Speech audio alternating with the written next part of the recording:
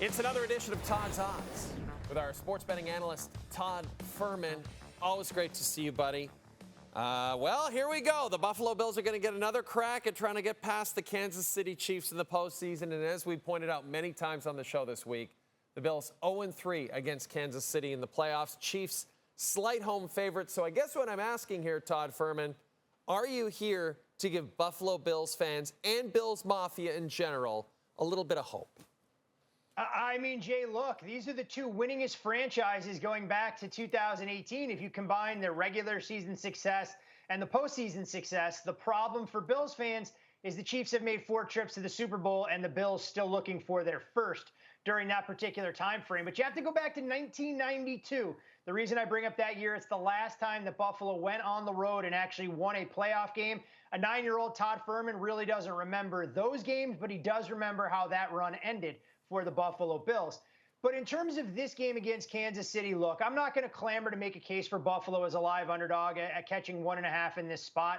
Do I think they have a chance? There's no doubt about it. When you look at the way that Buffalo has kind of taken a chameleon-like approach to running the ball on offense with 6 offensive linemen, it's the perfect anecdote to keep Kansas City's offense on the sidelines, because even though this Chiefs offense hasn't shown that big play potential we've grown accustomed to, there are still a bevy of playmakers and an injury report on Thursday that was not all that favorable for the Bills in the defensive backfield. That's my primary concern. If those guys get healthy, I think the Bills have a chance. But if you don't have your full complement of weapons on the defensive side, it looks like they could be up against it yet again.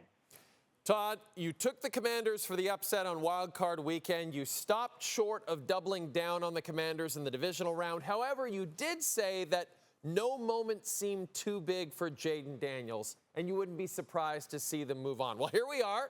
They're 1 win away from the Super Bowl. The Eagles are nearly a touchdown favorite. But do you think it's Jaden Daniels becomes the first rookie quarterback to lead his team to a Super Bowl?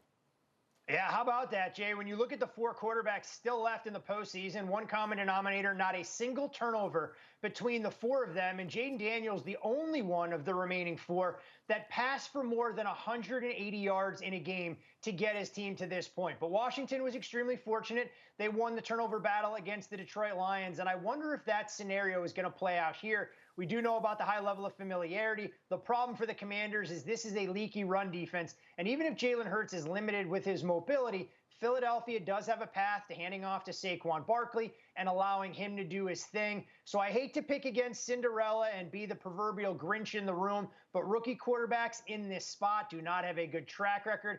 And I'm not sure Jaden Daniels, with a lackluster defense behind him, will be the one to break it. So I think Washington's run comes to an end, but they still deserve a standing ovation, ending one of the longest NFL droughts to get to a conference championship game of more than 30 years. All right, so you don't think Jaden Daniels will win Super Bowl MVP, obviously, but let's take a look at the odds for Super Bowl MVP according to our friends at FanDuel. And as you can see, Patrick Mahomes the favorite. In fact, we have 4 remaining quarterbacks along with Saquon rounding out the top 5.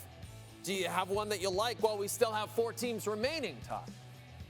So here's the thing with Mahomes and Josh Allen, you're basically betting either of those teams to go on and win the Lombardi Trophy. So I'd rather bet the Chiefs or Bills to win the Super Bowl than tie up my money there in the MVP market. The Eagles are interesting because if they do go on and win the Super Bowl, I don't think it has to be because Jalen Hurts puts up video game-like numbers. So Saquon Barkley, definitely intriguing at that 5.5 to 1 price tag, knowing that the Eagles are actually the favorite right now at FanDuel to win the entire thing by virtue of a more favorable matchup in a conference championship. But I'll go to a name that wasn't pictured on that list. And at last check, Travis Kelce was in that 40 to 1 range. Look, if the Chiefs put up a stat line like we saw against the Houston Texans, it'd be hard to ignore Kelce, who's looking for a little bit more hardware. We know it's a quarterback-driven award, but I think voters, if they could, would have no problem with the Chiefs winning their 3rd in a row to give it to Travis Kelce, and might be worth a long shot bet. Okay, Todd. The Eagles are currently the favorites to win Super Bowl licks, or Super Bowl 59, as other people like to call it. Will you give us a Super Bowl pick?